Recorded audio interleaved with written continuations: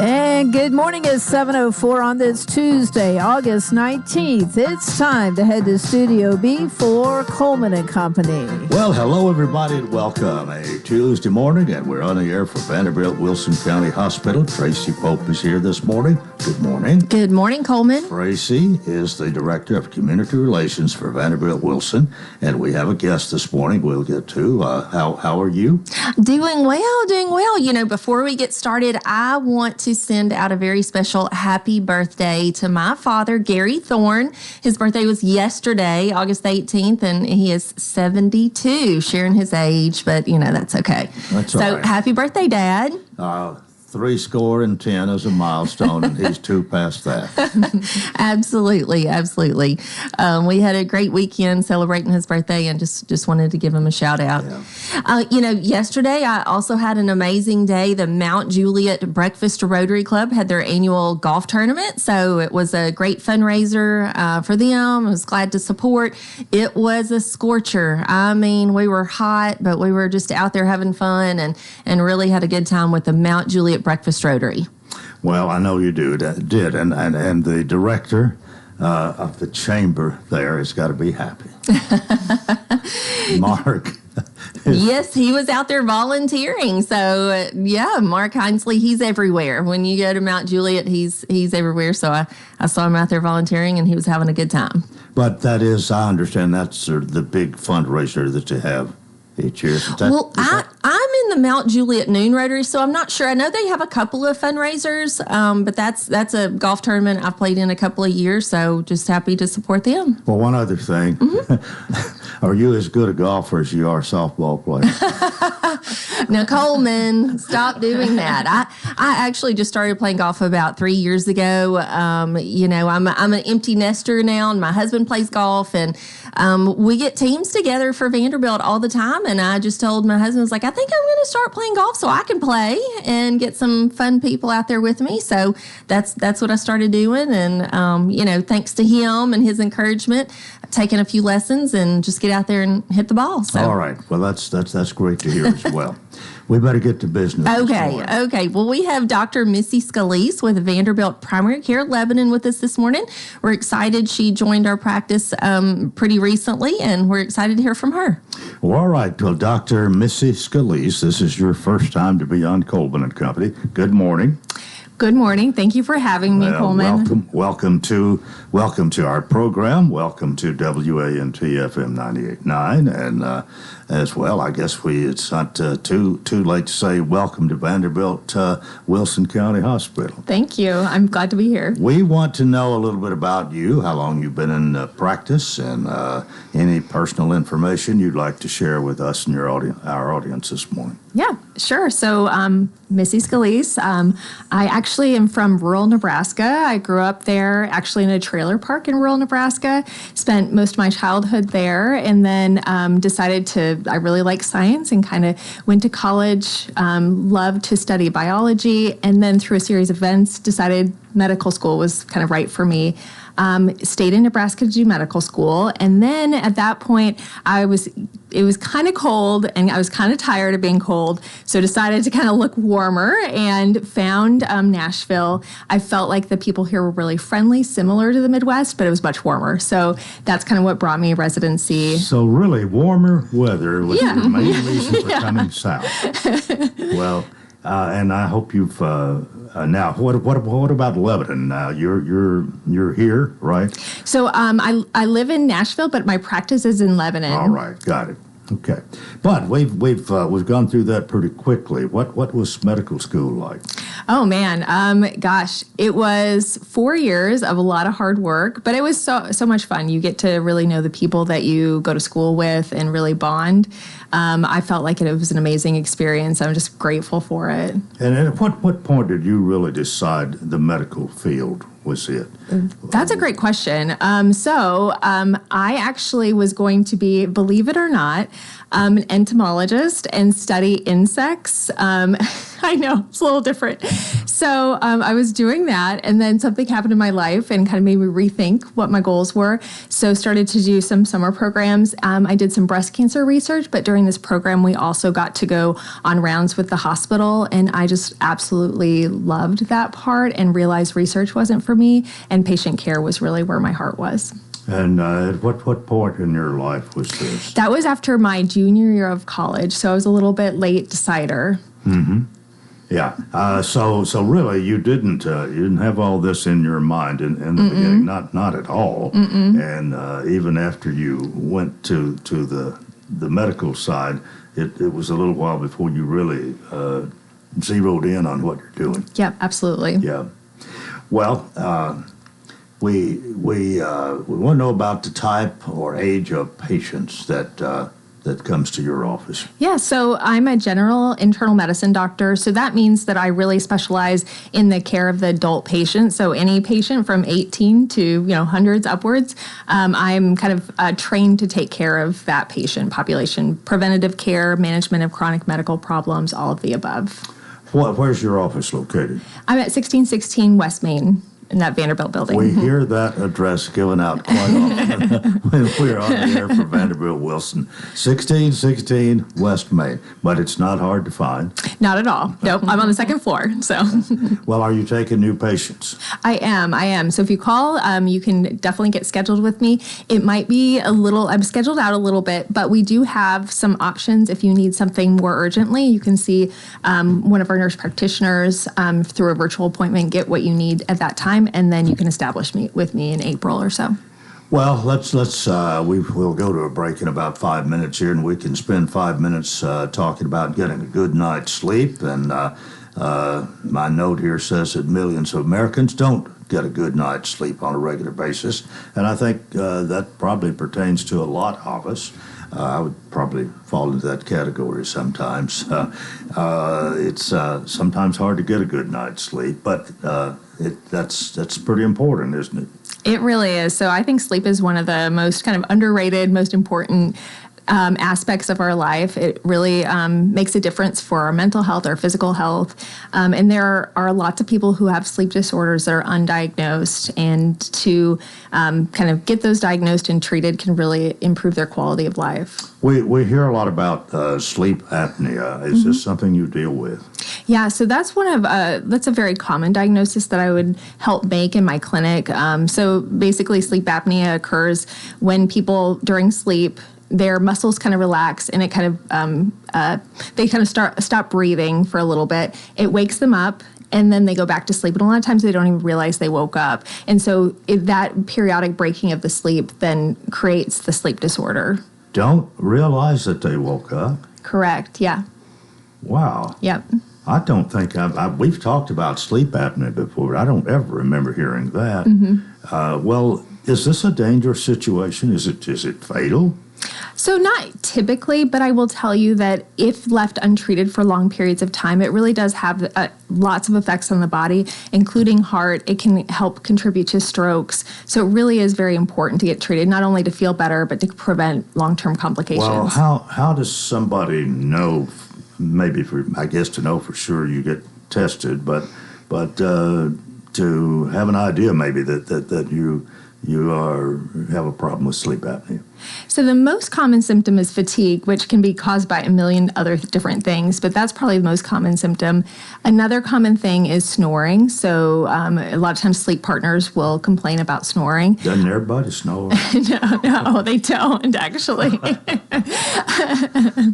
But that's a sign. It is. Additionally, other signs would be frequent awakenings. So a lot of people will know if they wake up during the night, but they'll attribute it to something else. And then actually high blood pressure can be a symptom of sleep apnea. So sleep apnea can contribute. Well, how do you first, I guess, diagnose it, make sure?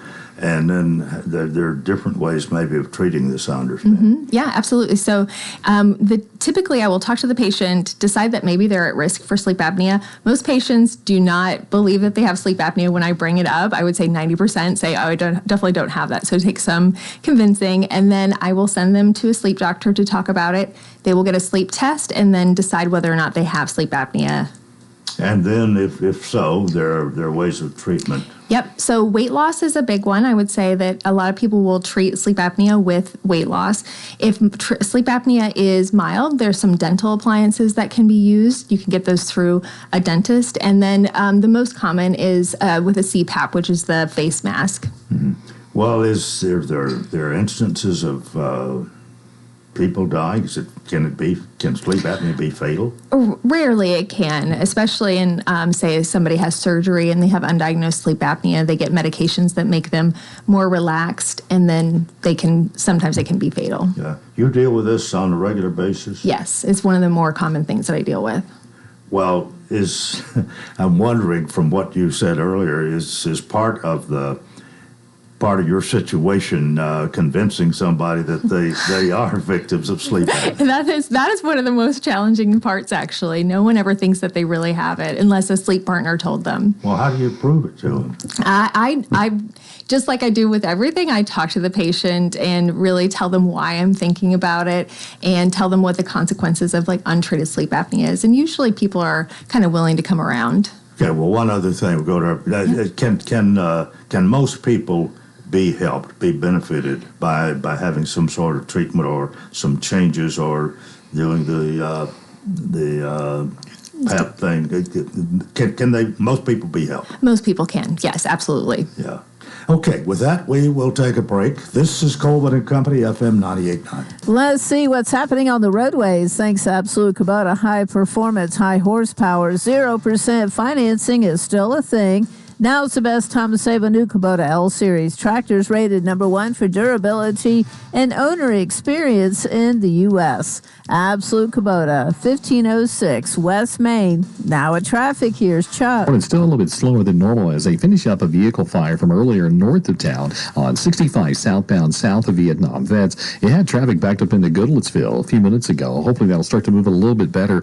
It is really heavy now, 65 north. They're up by Spring Hill as traffic tries to get up past 840. It's also starting to slow down over here in Hermitage on 40 westbound as you come past OHB there around Stewart's Ferry Pike. Hey, when you need dependable towing in Middle Tennessee, call STR Towing and Recovery. I'm Commander Chuck. You're on time traffic. Cedar City RV, your destination for all things camping. Whether you're looking for travel trailers, fifth wheels, or anything in between, Cedar City RV has you covered. We proudly offer top brands like Forest River, Palomino, Rockwood, Coachman, and more. Plus, expert service after the sale to keep you on the road with confidence. Financing is available, making it easier than ever to start your next adventure. Visit us online at cedarcityrv.com or stop by our location at 1102 Sparta Pike in Lebanon to explore new and previously enjoyed models today. Everyday Fiestas offers party rentals on everything you need for your special event. Birthdays, weddings, corporate events, they have you covered. Tables, chairs, tents, linens, dance floor, and so much more. Visit their new showroom in Lebanon at 713 East Main Street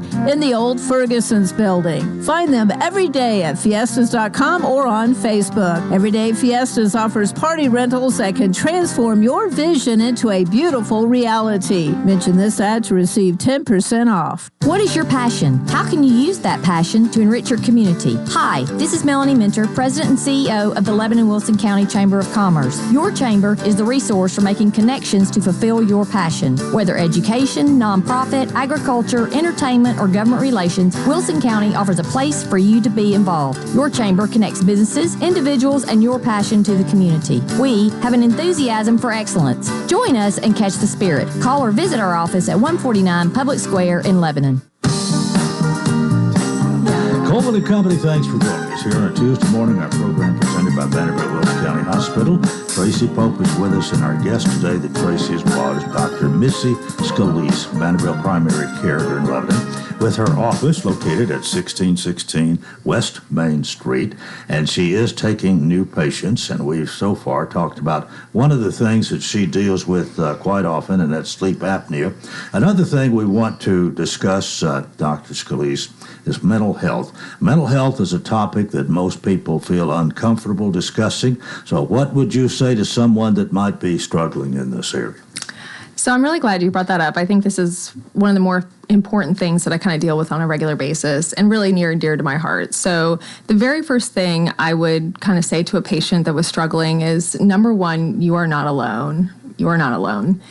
There are so many people out there struggling that either don't talk about it or, don't get help. And I would just encourage them to, reach out and get help. Number 2, I would say it's so important to take that first step. It's one of the hardest things to do, to ask for help when you're struggling.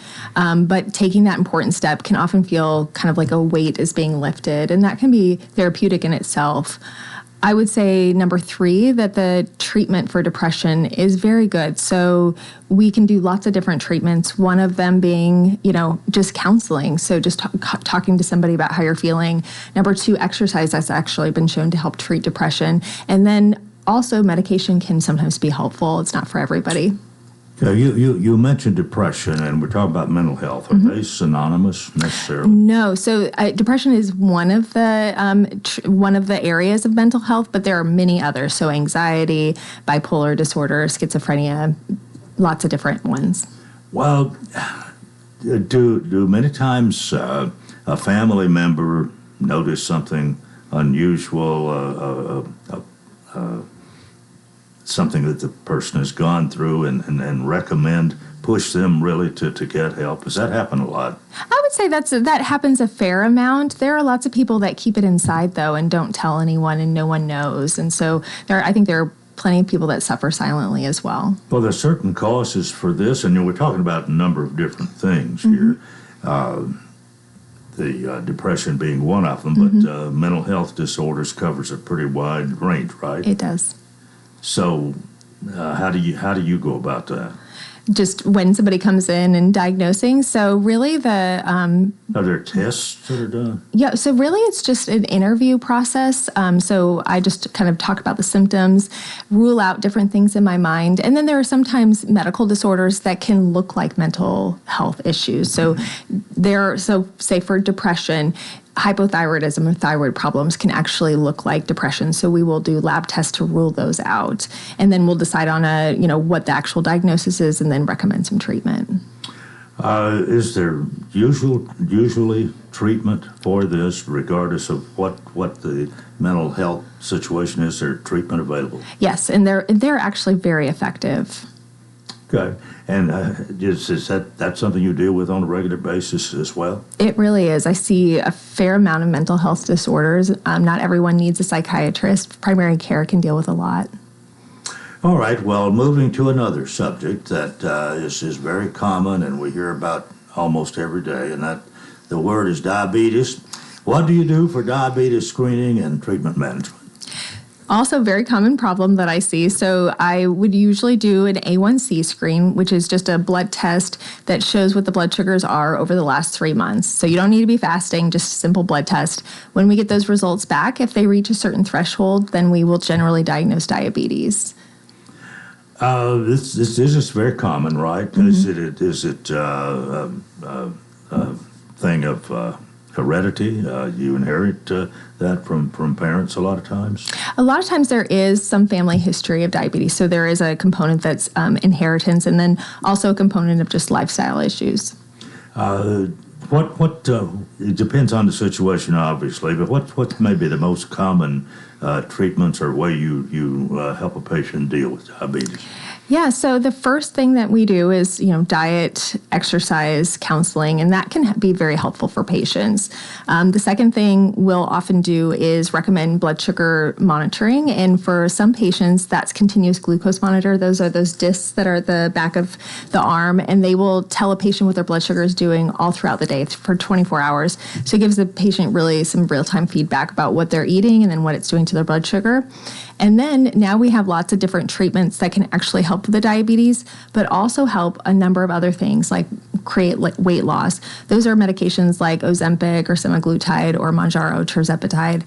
And then we have a different class called the SGLT2 inhibitors, and their medications like Jardiance and Farxiga also help with some weight loss and help with diabetes. These medications are also very important because they independently will help protect kidneys and heart. If you're once diagnosed with diabetes, are you always a diabetic, or more or less? Yes. So once you're diagnosed, you do have diabetes for your entire lifetime, but I say that it can kind of go into remission for some folks. So there is hope, but some of it is going to depend on the person. As you were talking about, weight loss, I guess, is a big thing. It is. Diet is another, exercise another. You mentioned all three of them, I believe. Yep. Is there medications that really help too? Some, yes. Yes, so there are plenty of medicines. So there's some oral medications, and then there's the injectable medications that help with weight loss. And so lots of different treatment options, lots of hope out there. And this is a pretty common. Would you have a percentage you could throw to have any idea? The 30%, 60% people in this country are diabetic? I don't have the percentages, but I would say it's a pretty large percentage. In my practice, specifically, I would say probably 20% or so of patients, but I think maybe the more national percentages are greater.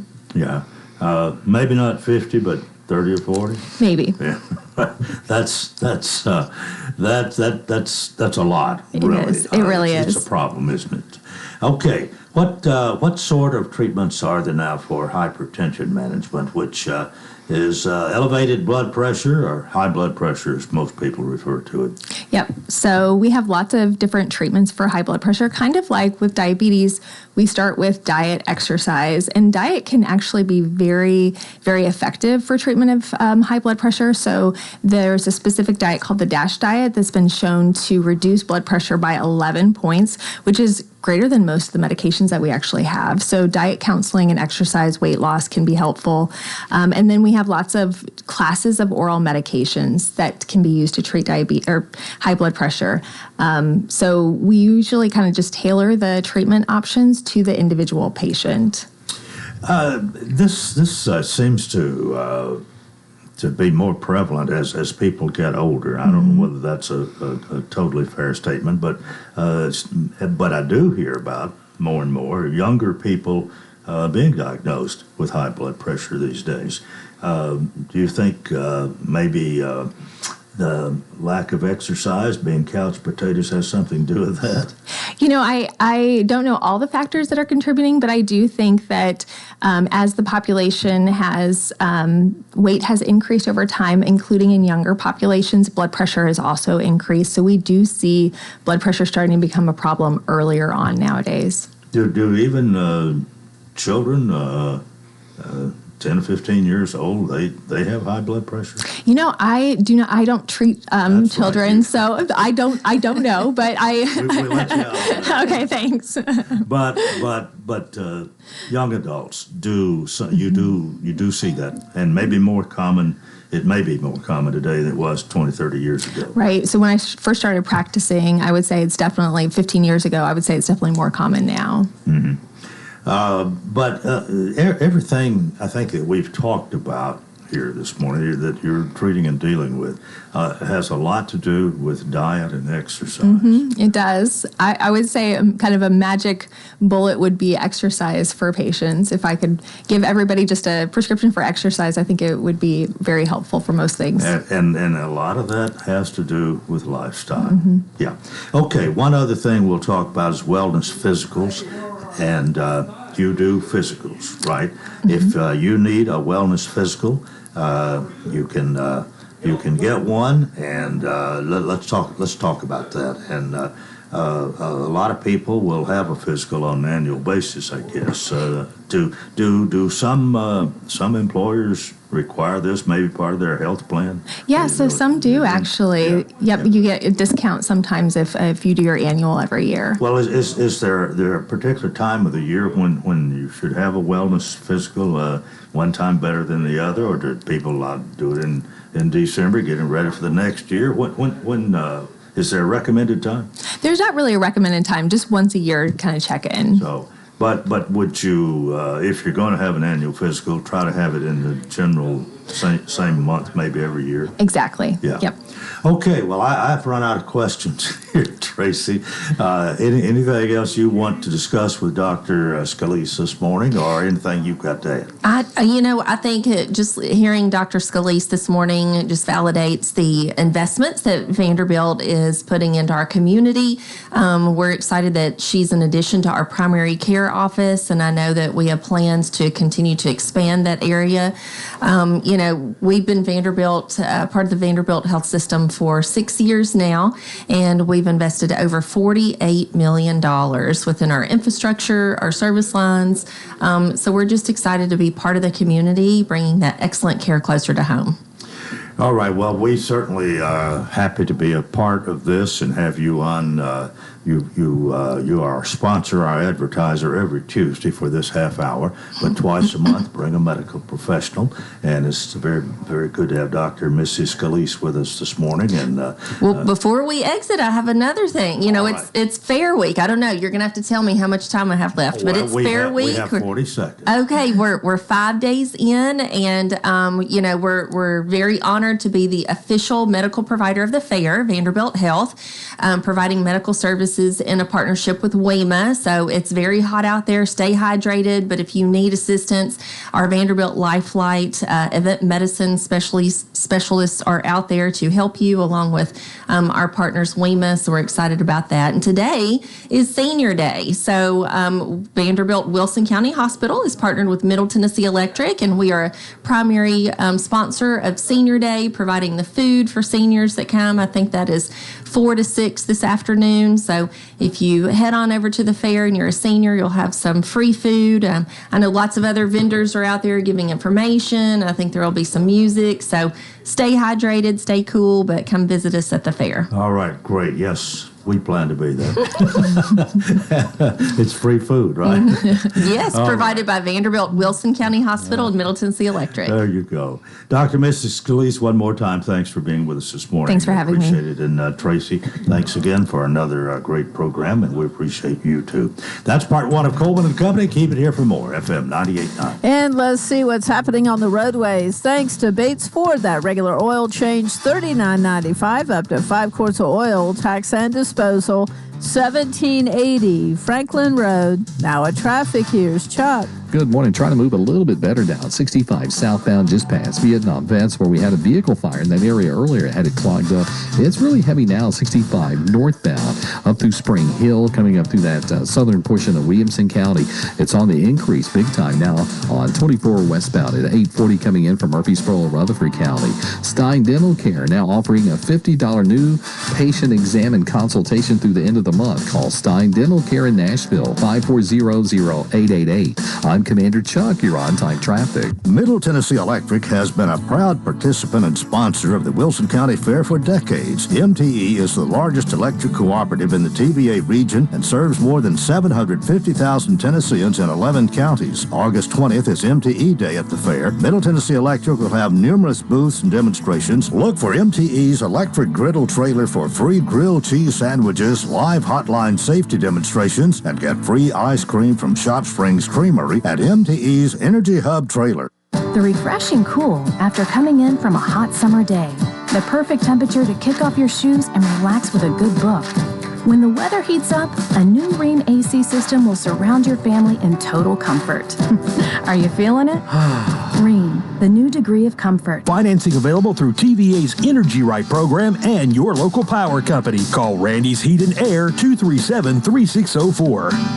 Rheem, the new degree of comfort. Where a patient starts their cancer care matters. And here, that means Vanderbilt Ingram Cancer Center, Wilson County. It's Vanderbilt's level care without making the drive to Nashville. From screening to diagnosis to treatment and recovery, patients can get all the care they need right here close to home. So now, having the best care team and most advanced treatment is closer than ever. Vanderbilt Ingram Cancer Center, making cancer care personal. We'll have mostly sunny skies for today. Very hot once again. Highs in the mid-90s. Mostly clear tonight. Lows in the lower 70s.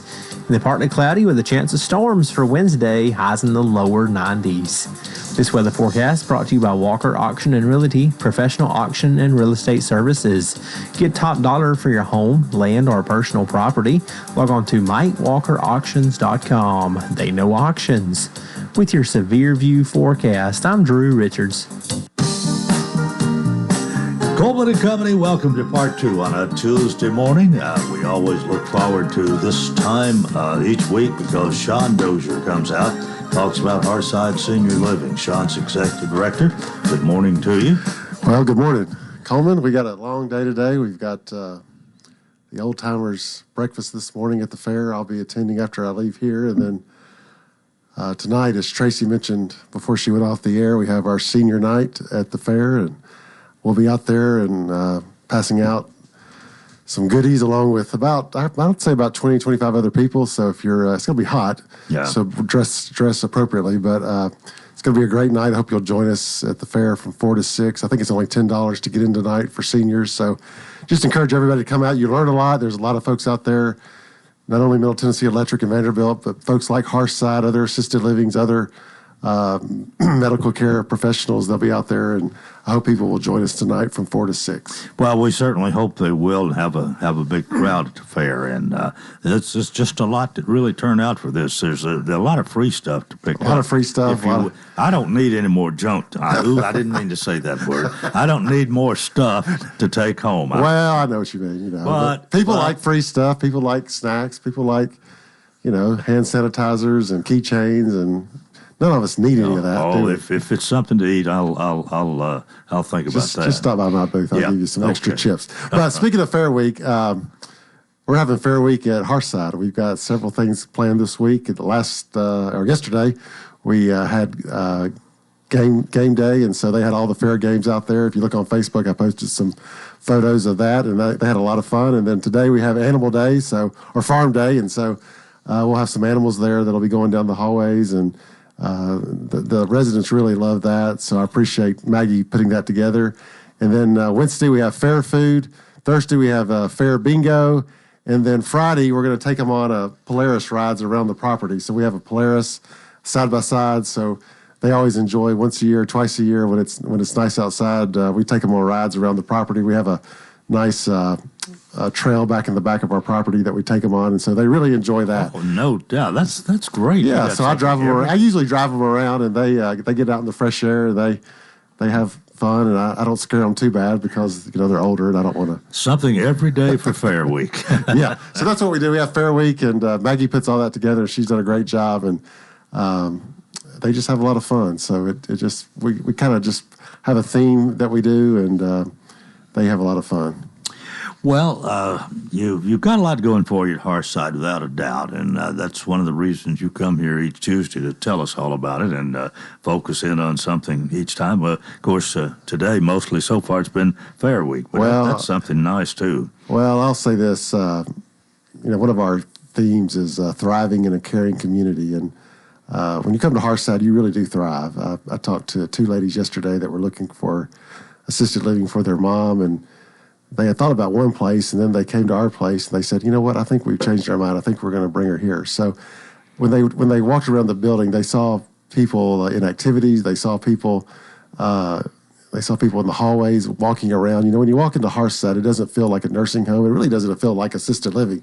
Most of our residents are very independent. They walk around, they get around, they transfer, they're involved in activities, they come down to the dining room. So you feel very active there. It's really an active community. So thriving is something that we encourage people to do. I told them, as I always say, give me a week and you'll see a different person. And I see that all the time, because they get their medication timely, they get 3 meals a day, they get snacks. And more importantly, Coleman, they get that socialization that they have not gotten sometimes for many, many years. And so when they're sitting there 3 times a day with a group of people, they talk, they get to know them, they encourage each other. Sometimes they pray for each other. They become best friends. And so that really does make a difference in their lives. And they really do thrive. So thriving in a caring community, that's one of our themes. Together in faith and care, that's another saying that we like to put out there. We're a faith-based organization. We're a caring organization. We're a healthcare organization. And all that goes together to make Hearthside a place that a lot of people have chosen over the years and continue to choose over the years. Right. And that's why we say Hearthside when it's time for a helping hand. Just a helping hand, that's all you need, So you get to a certain point where you don't want to cook all the time. You don't want to, you need help sometimes bathing and dressing. Sometimes we get to that point. And some people just move in because they're just tired of living in a big house. We have several people that just move in and just say, hey, I want to live in assisted living where I get my meals cooked for me 3 times a day, my medication brought to me. I get my housekeeping, my laundry. I mean, does that sound like an assisted living or a cruise ship? I mean, it sounds great. It sounds great. We got to remember that on a cruise. Yeah. So a lot of people just move in not necessarily because they need assisted living or assistance. They move in just because they're tired. Yeah. Yeah. That's basically it. And so it's a great community. Encourage people, if they're looking for assisted living, give us a call. You've done a great job this morning. Well, thank you. Okay, it's time for a Hearthside hello. I saw Billy Farrell this morning. He waved at me, so he got my Hearthside hello. Okay. Billy Farrell, he's our resident, and I know I've given it to him before, but he gets it again. Well, Billy Farrell. That's wonderful. Billy Farrell. A local. He's a local. Right. Billy Farrell sold cars for a long time here in Lebanon, Tennessee. He did. Maybe several different A lot places. of people bought cars from him back in the day. Yeah. Good guy. Well, Sean, and again, don't forget today at the fair. 4 to 6. I hope to see you there. Will I see you there, Coleman? I hope so. Plan to. Good. Yeah. All right. Good. All right. And I hope to see you next Tuesday right here. All right. All right. Good to see you. Sean Dozier, Executive Director, Hearthside Senior Good to see you, Living. Mike. 215 Castle Heights Avenue North, right here in Lebanon. Well, it's 21 before the hour, and Mike Jennings is here this morning after a county commission meeting and here on the week of the fair. And Mike, good morning to you. Good morning, Coleman. Sean's a hard act to follow. I tell you what. He does such a good job. He does, and to me, Sean Dozier is Hearthside. Yeah. I agree, and he's just so upbeat. I can see why those people out there love him. Saw you in the parade Thursday afternoon. Yeah. Got to now know how the animals at the zoo feel when we walk by and look at them. Now we drive by and everybody looks at us, Were you with Mayor Hutto? Y'all, 2 of you were together, weren't you? Mayor Bell and I rode together, and Mayor Hutto had his own vehicle in front of us. Okay. Well, I knew it was and then one we of the got mayors. together at the end, and they took some pictures. Yeah. So. And I wondered what you and Rick were talking about, but... Yeah, well, you might be surprised. We talked a little bit of politics and a little bit or more of football, maybe. Yeah, I figured UT would be on the radar. What's happening on the Hill? Well, I hope we're getting ready to play. They've announced their starting quarterback, who, this time last year nobody would have dreamed of, but it's the kid that transferred in, Joey Aguilar, and, of course, Nico is gone. So there's a kind of I think among fans, an air of uncertainty. There's always excitement, but I think everybody had planned on Nico being the quarterback for a couple more years, and now he's not. Didn't George McIntyre's grandson, isn't he a quarterback at UT? He is. He was a former Vanderbilt coach. Yes, and the young man that's at UT, I've been reading some good things about him. The one downside I hear is that he needs to put some weight on, to stand the rigors of SEC football. They'll feed him. If he'll eat, they'll feed him. Okay. Well, I got to meet Coach McIntyre. In fact, he came to Lebanon and spoke at the Kiwanis Club when I was a member. Might have been the year I was president, but anyway, I always liked Coach Mack. And, I guess his grandson has got high hopes. Yeah, I think he's got a bright future there. You start out and you have 3 quarterbacks that everybody thinks are pretty good, and you think that's too many. But over the course of 12 games and the beating they take, you're probably going to need all 3 of them. Yeah. Anything else going on? Well, Purple Tigers open Friday night, as do the Blue Devils. I think all our county schools open Friday night, except I think I read Green Hills opens Thursday night. Okay. So, but it's high school football, and it's hard to believe when it's 95 degrees outside. Next week, if you've looked at next week, they're talking about a couple of days. It might be high in the 70s. Oh, really? Really? Well, Yeah. somebody showed it to me yesterday. How about that? Somebody else said, yeah, it always gets colder after the fair. Well, yeah, and it'll feel like football season then at night. Yeah. You had a meeting last night. Was it a lengthy one? Well, fairly lengthy, about an hour and 45 minutes, but we were talking about the weather. It's a good opportunity for me to say we honored Davis Nolan last night. Yeah. On his 41 years or whatever of service.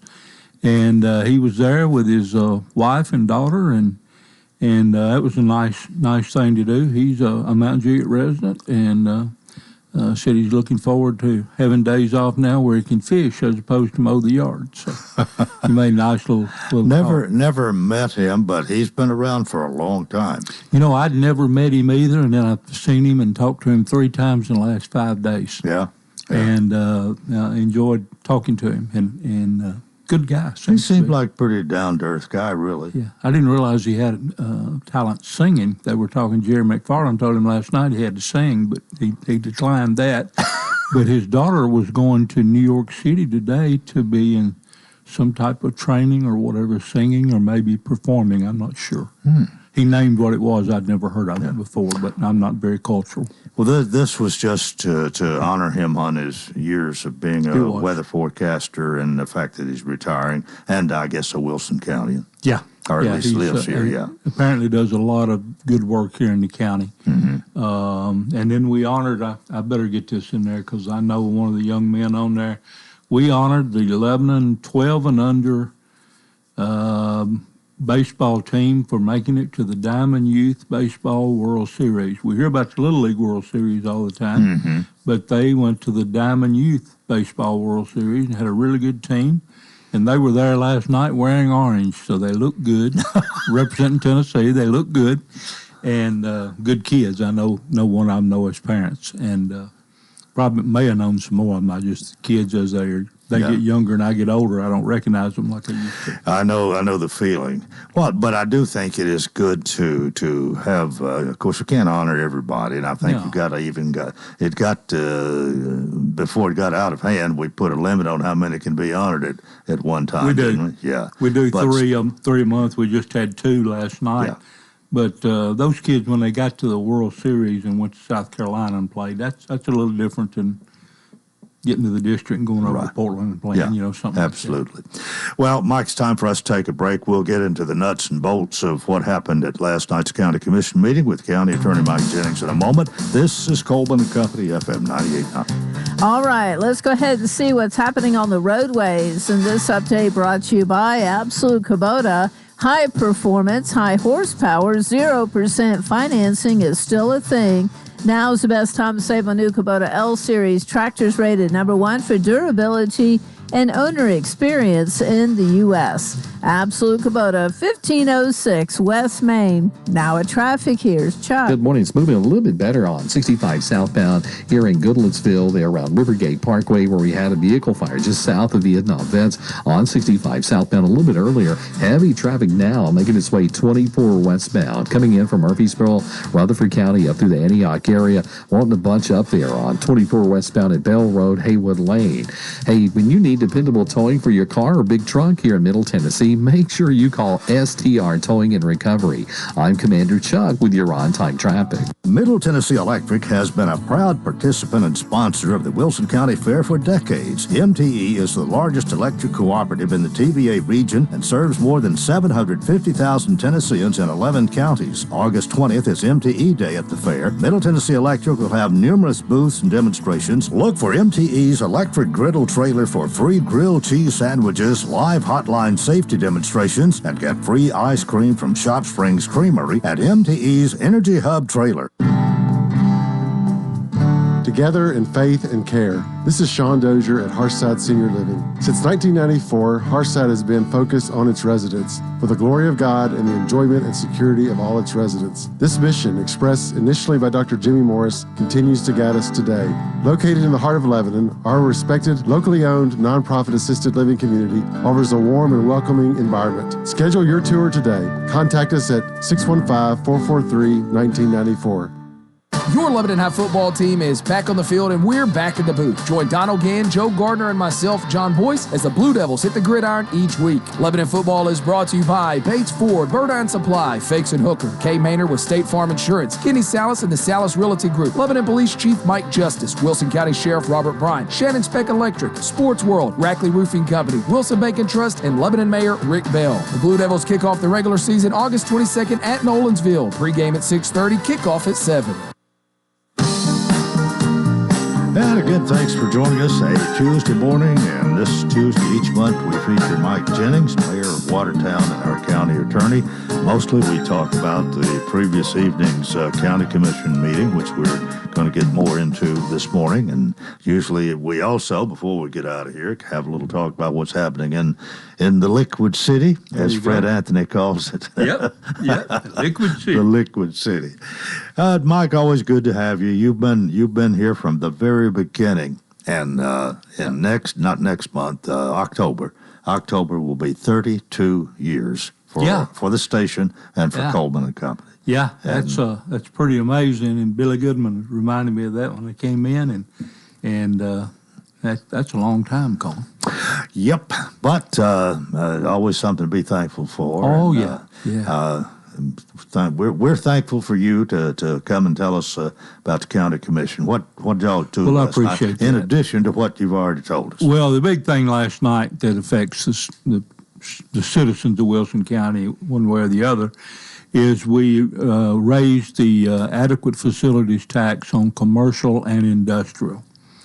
And this has been discussed for a while. We wound up raising it to 50 cents a square foot with no max. Mm-hmm. Now, once we got into looking at this, I was very surprised. Several years ago, we tied the adequate facilities tax to the building permit fees. So in some instances, it figured out the adequate facilities tax wasn't but about 9 cents or 10 cents a square foot, which is lower than anybody around. And people got thinking, hey, we're leaving some money on the table from people that are coming in here and causing us some infrastructure needs. So they started out recommending 50 cents. There were some that wanted to go as high as $2. We heard presentations from Corey Johns with JUCDB and others that felt like 50 was about the max we needed to go. They felt like it would put us at we would not be competitive if we went more than 50. Yeah, what was the for lack of a better word, the argument for somebody wanting maybe more than $1 or $2? It'd run people off that they'd go to other counties because they pay. I mean, for those that were for them. Oh, just those more money. Well, no, those folks felt like because of our location is what I heard in several meetings. The people that are coming here are going to come here no matter what. Because of the convergence of the interstates and the location, 10, 15 minutes from the metro airport, and they felt like we could stand more. But what they said last night in opposition to that is we can raise it higher, and people kept saying if we do, if we have to cut it back, we will. But they said, what have we let get away from here if we get in that situation? Mm-hmm. Mm-hmm. So we had about a 45-minute discussion, and we saw, I won't say democracy, it's not democracy, but how we got there. Let me put it this way. We started out, they had an amendment to raise it to 75 cents for 12,001 square feet and more, leave it at 50 below 12,000. That passed. So now we were getting ready to vote on the motion as amended, and somebody else said, I'll make a motion to amend to cap this at 300,000 square feet because they felt like some of the bigger things wouldn't want to pay again. I was a little surprised that it failed badly. It didn't get but 7 votes. So then they amended, they went back to the original resolution. No, they went back to Anyway, I forget I didn't write down exactly what happened there. It passed 15-8. All of these amendments needed a majority vote. Mm-hmm. But when you got down to actually imposing the tax, it took a 2/3 vote. So the final vote... What's the 2/3 number? 17. 17, okay. And we only had 23 there last night. Okay. So I had my doubts about whether or not we'd get there. I know what the next amendment was. They amended it back to 50 cents, where we started, with no cap. And it passed 15-8 this time. We got one more vote than the 75 cents. And then they finally voted on the original resolution, and it passed with 18 votes. So it got one more than it needed. So it went into effect today. Now, the other thing that's significant, and when I said it affects everybody in Wilson County, is our 9 cents or 10 cents is divided up. It goes into, 2/3 goes into the general debt service and 1/3 into the capital projects fund. The remaining 40 cents now is going to go into a road improvement fund. You know, we need to work on our roads, and everybody knows it. State needs to, cities need to. But the state may need to even more than the county. Yes, but we didn't have the financial means to do it without having to borrow money. Nobody wants to borrow money. So that 40 cents is going to go into a fund, and it really will be a 3 or 4 step process. The road superintendent will recommend where he thinks some money ought to be spent. The road commission will forward it to the budget committee. Budget committee will consider it. If they agree, they'll send it up to the county commission for a vote. But that money, that 40 cents of each 50 cent figure, will go into road improvements. Now, that doesn't mean probably that we're going to build roads, although I don't know how much will accumulate, but it will allow us to do more maintenance and perhaps, the adequate facilities tax has got to be tied to infrastructure improvements. So many times when we have a company come in or a school or whatever, we have to build a turning lane and that type of thing. So that'll provide the money for that. And hopefully a lot more, but nobody knows yet. But it's a good thing, I think. I don't ask you this often, but I'm going to, and I hope you'll answer. Sure. Do you feel that this was good legislation and that maybe what was done last night was probably the best to be done in this situation, or close to the best? I do, Coleman. And I was going to tell you anyway, so I'm glad you asked the question. I thought the county commission worked the way it was supposed to last night. We heard a lot of good talks, some in support of amendments, some opposed to them, some saying there's money on the table, we need to get it. Others saying there's no money on the table if they go somewhere else. I'm paraphrasing, of course. And they had this discussion over a period of about 45 minutes and finally wound up approving what they did. So that will help. Now, they can adjust that up or down as they go, but I think they've got to give that 2 or 3 years to see how it's working. Certainly, if the economy should downturn a little bit, it could. But I think it was the right thing to do. And from what you've told us now, you hadn't told us everything, but I'm guessing that at the end of the day here, there were not a lot of hard feelings, that it was something that just kind of worked through to come up with the best we could in this situation. I didn't see a fight to the death on the floor. If they argued out in the parking lot, I didn't see it either. In fact, I saw 7 or 8 of them standing outside, and they looked like they were talking about something else. Yeah. So I think it was a good night. I really do. It worked the way it's supposed to. They discussed their amendments, and they got to the point where they provided, I think, some much-needed money for road improvements. And I think that's the bottom line, that everybody that in this county that drives on a county road at some point or another, whether you live on it or not, you're going to drive on one, and that gives us the opportunity to do some things. Now, what's the mayor say, there's 800-something miles of road. Will all 800-something get fixed next week? That's not going to happen. And maybe not in our lifetime, but there'll be some work done. Anything else from last night? I need to say one other thing. We separated that from the building permit. So now your building permit fee remains the same. The adequate facilities tax is separate. So, and the residential adequate facilities tax stays right where it is. Okay. So we didn't touch that. All right. Now, anything else of significance? Well, I always like to listen to Jeff Luttrell, and he gives a major report at the school system, and he kind of pares that down a little bit when he comes to the county commission. But he was talking last night. We were up at the start of school, from the end of school, 253 students. We're at 20,750. But more significantly, he was bragging last night, and I don't remember the details, but rightfully so, about the achievement data that came out of the state for Wilson County. And I think I heard him say, I wrote this down, we were at the highest ever in all categories. So our kids are getting educated. And the money we're spending for education is paying off. And we always hear that every year when he talks about the amount of money of scholarships that our kids are receiving. Yeah. So I think I've always thought education is a good investment, and I think it's showing up. But we did a few other things, moving some money around, and we extended a couple of contracts for some Sheriff's Department equipment, but pretty much basic stuff.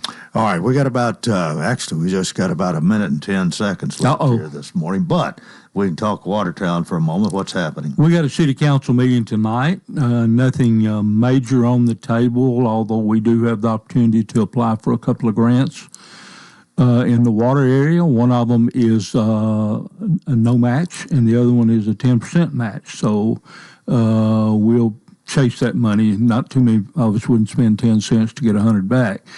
We'll chase that money and hope we get it. We're going to start a project here before I'm back in September of rehabilitating our water tank, and that's got to be done.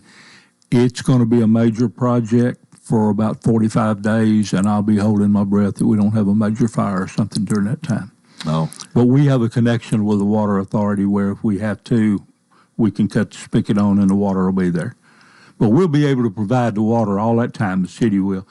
Always a concern is a major fire. Yeah. So, what kind of costs we're talking about here? That's a little over $800,000. $899,000 is the total grant. Not sure it's all for the rehab, but some other things, water plant improvements. We had to be responsible for $200,000. Oh, okay. And then $700,000 is grant money. Yeah. Well, thanks for being with us. I guess Sure. we'll see you in September. Yeah, in football season, we'll have something to talk about. All right. Mike Jennings, County Attorney, Watertown Mayor. That's it for Tuesday. Join us tomorrow. Till then, I wish you a terrific day.